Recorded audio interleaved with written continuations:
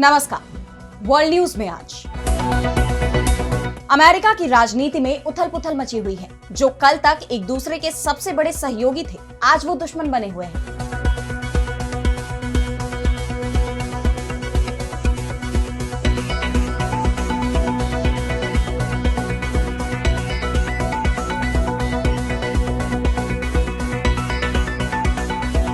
अमेरिकी राष्ट्रपति Donald Trump और उनके पूर्व सहयोगी व टेस्ला चीफ एलन मस्क के बीच की अंतर्कलह खुलकर सामने आ गई है। दोनों एक दूसरे पर खासे हमलावर दिखाई दे रहे हैं। ट्रंप के फैसलों में मस्क अब रुकावट बनते नजर आ रहे हैं। ऐसे में अब अमेरिकी राष्ट्रपति ने अपने पूर्व सहयोगी के साथ रिश्ते पूरी तरह से खत्म करने की बात कह दी। उन्होंने मस्क को साफ चेतावनी दे दी।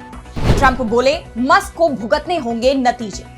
अमेरिका की सियासत में मचे इस बवाल पर हम करेंगे विस्तार से चर्चा, लेकिन आइए जरा उन खबरों को भी देख लें जिन पर आगे होगी बात। पाकिस्तान के रक्षा मंत्री बोले, भारत को जल युद्ध में हराएंगे। हिंदुस्तान ने शहबाज सरकार को दिखाया आईना, कहा पाकिस्तान में आतंकियों को मिलता है इनाम। हिंदुस्तान और पाकिस्तान के बाद अब एशिया के दो अन्य देशों में जंग के हालात। थाईलैंड और कंबोडिया ने सीमा पर तैनात किए बड़ी संख्या में सैनिक। बांग्लादेश में आम चुनाव पर नहीं बन पा रही सहमति। यूनुस सरकार के अप्रैल 2026 में चुनाव के प्रस्ताव को बीएनपी और अवामी लीग ने किया खारिज। लोगों में भी यूनुस के खिलाफ गुस्सा। और चलते चलते में देखेंगे, झुक रही है धरती, हिंदुस्तान पर मंडरा रहा बड़ा खतरा। साइंटिस्टों ने किया चौंकाने वाला खुलासा। इन सभी खबरों पर हम आगे विस्तार से करेंगे बात, लेकिन पहले एक नजर हेडलाइंस पर। रूसी हमलों पर यूक्रेन के राष्ट्रपति ज़ेलेंस्की का बयान। बोले, खार्किव पर हमले सिर्फ तबाही के इरादे से किए जा रहे, रूस का मकसद पूर्ण विनाश। अमेरिका के लॉस एंजल्स में हिंसक प्रदर्शन। अवैध प्रवासियों के खिलाफ इमिग्रेशन एंड कस्टम्स एनफोर्समेंट की छापेमारी का हो रहा विरोध। ट्रंप बोले, अराजक तत्वों को कुचल देंगे। कोलंबिया में राष्ट्रपति पद के उम्मीदवार मिगुएल उरीबे को मारी गई गोली, हालत नाजुक। चुनावी रैली को कर रहे थे संबोधित, हमलावर गिरफ्तार। गजा में राहत केंद्र के पास गोलीबारी में 6 फिलिस्तीनियों की गई जान, कई घायल। इजरायली सेना बोली, केवल चेतावनी के तौर पर चलाई गोली। तो अमेरिका में राष्ट्रपति चुनाव के दौरान डोनाल्ड ट्रंप और एलन मस्क की जोड़ी ने खूब सुर्खियां बटोरी, और अब जब उनकी जय वीरू वाली दोस्ती दुश्मनी में बदल गई है, तो उनकी ये तकरार भी चर्चा का विषय बनी हुई है। जिस तरह से 6 जून की देर रात सोशल मीडिया पर टेस्ला चीफ एलन मस्क और अमेरिकी राष्ट्रपति डोनाल्ड ट्रंप के बीच तीखी नोकझोंक देखी गई, उसके बाद से ही ये सवाल उठ रहे हैं कि क्या अब ये दोस्त हमेशा के लिए दुश्मन बन गए हैं।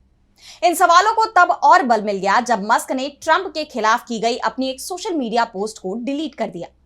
एक्स पर किए गए इस पोस्ट में मस्क ने दावा किया था कि शोषण केस में अपराधी जेफरी एप्स्टीन के मामले से संबंधित फाइलों में डोनाल्ड ट्रंप का नाम है, लेकिन बाद में जब उन्होंने इसे डिलीट किया तो यह माना गया कि ट्रंप के साथ उनका समझौता हो गया है। लेकिन जब ट्रंप से इस पर सवाल किया गया तो उनके तेवर कुछ और ही कह रहे हैं। ट्रंप ने साफ कह दिया कि मेरा मस्क से करीबी रिश्ता अब खत्म हो गया है, मुझे ऐसा ही लगता है। और जब उनसे अगला सवाल पूछा गया कि क्या वो ये रिश्ता ठीक करना चाहेंगे, तो उनका जवाब था नहीं। इसके साथ ही ट्रंप ने मस्क को चेतावनी भी दी है। एनबीसी न्यूज को दिए एक टेलीफोनिक इंटरव्यू में ट्रंप ने कहा कि मुझे लगता है कि अब हमारा रिश्ता खत्म हो गया है, लेकिन अगर एलन मस्क डेमोक्रेटिक उम्मीदवारों को फंडिंग करते हैं, खासकर उन उम्मीदवारों को जो रिपब्लिकन पार्टी के टैक्स बिल का विरोध कर रहे हैं, तो उसके गंभीर परिणाम होंगे। हालांकि ट्रंप ने यह साफ नहीं किया कि वे नतीजे क्या होंगे। दरअसल ट्रंप और मस्क के बीच इस तनाव की मुख्य वजह राष्ट्रपति के वन बिग ब्यूटीफुल बिल को माना जा रहा है। मस्क का कहना है कि यह महज फिजूल खर्ची है। उन्होंने इस बिल की निंदा करने के बाद ही डॉज विभाग के प्रमुख के पद से इस्तीफा दे दिया था, और इसके बाद मस्क ने एक्स पर इस बिल को घिनौना विधेयक कहा और चेतावनी भी दी कि ट्रंप की टैरिफ नीति अमेरिका को मंदी में धकेल सकती है, जिसके बाद दोनों के बीच का टकराव खुलकर सामने आ गया। यह बिल हाउस ऑफ रिप्रेजेंटेटिव्स में 22 मई को सिर्फ एक वोट के अंतर से पास हुआ है, और अब सीनेट में इसे 4 जुलाई 2025 तक पास किया जाना है। ऐसे में ट्रंप को यह डर है कि मस्क अब इस विधेयक के रास्ते में बड़ी रुकावट बन सकते हैं। ट्रंप ने बिल को लेकर तो चेतावनी दी ही है, इसके साथ ही अमेरिकी राष्ट्रपति ने मध्यावधि चुनावों को लेकर भी चेताया कि अगर मस्क ने आगामी मध्यावधि चुनावों में डेमोक्रेट्स की मदद करने की कोशिश की तो उन्हें गंभीर परिणाम भुगतने पड़ सकते हैं, जिसके बाद दोनों के बीच के रिश्तों में सुधार की उम्मीद तो नजर नहीं आ रही। अमेरिकी उपराष्ट्रपति जेडी वेंस ने भी कहा है कि मस्क ने बहुत ज्यादा प्रतिक्रिया दी है और शायद अब उन्हें पार्टी में दोबारा शामिल नहीं किया जाएगा। लेकिन सवाल यह है कि क्या मस्क की ये नाराजगी ट्रंप वहन कर पाएंगे? इसका अमेरिका की सियासत पर क्या असर पड़ेगा, ये देखने वाली बात होगी। और अब बढ़ते हैं अगली खबर की तरफ, जहां हम बात करेंगे हिंदुस्तान और पाकिस्तान में जारी तनाव की। तो जैसा कि आप जानते हैं कि दोनों देशों के रिश्ते बड़े ही खराब दौर में पहुंच चुके हैं। हिंदुस्तान पाकिस्तान को आतंकवाद की फैक्ट्री बता रहा है, तो पाकिस्तान भी हिंदुस्तान को गीदड़ भभकियां दे रहा है। इसी कड़ी में एक बार फिर पाकिस्तान के रक्षा मंत्री ख्वाजा आसिफ का बयान सामने आया है। उन्होंने कहा कि उनका देश भारत को वाटर वॉर में हराएगा। मीडिया से बात करते हुए आसिफ ने कहा कि भारत कन्वेंशनल यानी पारंपरिक युद्ध में हार चुका है और अब हम उसे जल युद्ध में भी हराएंगे। चिनाब नदी में जल प्रवाह सामान्य से काफी कम है। भारत जानबूझकर इसे कंट्रोल कर रहा है। इसके साथ ही उन्होंने उन दावों को भी खारिज कर दिया जिसमें कहा जा रहा था कि भारत और पाकिस्तान के बीच कोई सीक्रेट बातचीत चल रही है। यानी जो पाकिस्तान कल तक हिंदुस्तान से पानी को लेकर सिंधु जल समझौते को लेकर बातचीत की गुहार लगा रहा था और वो अब वाटर वॉर की बात कर रहा है। दरअसल पहलगाम आतंकी हमले के बाद भारत ने पाकिस्तान के खिलाफ कड़ा एक्शन लेते हुए सिंधु जल समझौते को निलंबित कर दिया, जिसके बाद से पाकिस्तान में बड़ा जल संकट खड़ा हो गया है।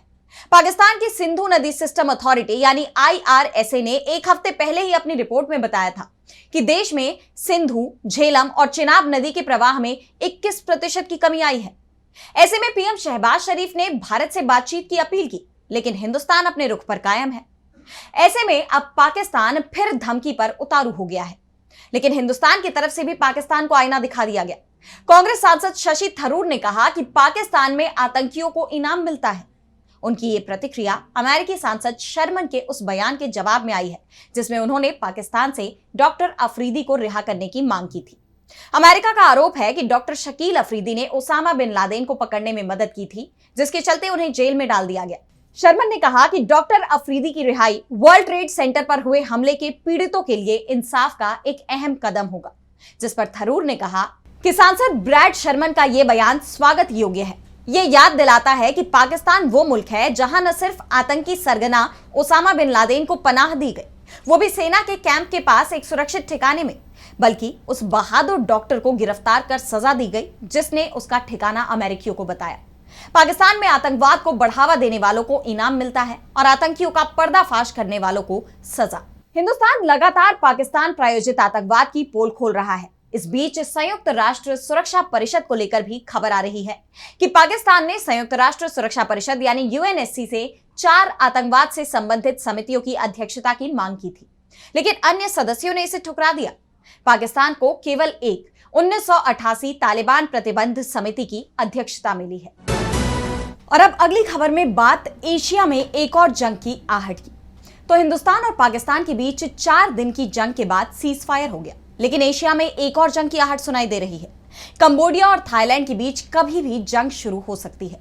दोनों ही देशों ने सीमा पर सेना का जमावड़ा बढ़ाना तेज कर दिया है। ताजा विवाद की शुरुआत 28 मई 2025 को हुए एक झड़प में हुई, जिसमें एक कंबोडियाई सैनिक की जान चली गई।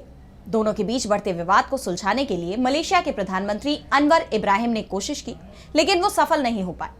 दरअसल थाईलैंड और कंबोडिया 817 किलोमीटर की सीमा साझा करते हैं, लेकिन कई जगह सीमा निर्धारित नहीं है, जिसके चलते दोनों के बीच विवाद बना हुआ है। दोनों देशों के बीच 1907 में फ्रांस ने सीमा निर्धारित की थी। उस वक्त कंबोडिया फ्रांस का उपनिवेश था। 2008 में दोनों देशों में 11वीं शताब्दी के एक हिंदू मंदिर को लेकर विवाद हुआ था, जिसके कारण कई सालों तक झड़पें हुई और कम से कम 1 दर्जन लोगों की जान चली गई। इसके बाद भी विवाद उसी जगह पर हुआ है जहां सीमा तय नहीं हुई है। थाईलैंड के उप प्रधानमंत्री और रक्षा मंत्री फुमथुम वेचायाचाई ने आरोप लगाया कि कंबोडिया ने द्विपक्षीय वार्ता में शांति प्रस्तावों को खारिज किया और जानबूझकर तनाव को बढ़ाया। कंबोडियाई सैनिक और नागरिक बार बार थाई क्षेत्र में घुसपैठ कर रहे हैं। थाईलैंड ने घोषणा की कि वो सभी सीमा चौकियों पर पूर्ण नियंत्रण रखेगा और जरूरत पड़ी तो ताकत का भी इस्तेमाल करने के लिए तैयार है। थाईलैंड के जवाब में कंबोडिया के प्रधानमंत्री हुन मानेट ने कहा कि उनका देश संघर्ष शुरू करने में विश्वास नहीं रखता, लेकिन अगर आक्रमण हुआ तो बचाव के लिए पूरी तरह तैयार है।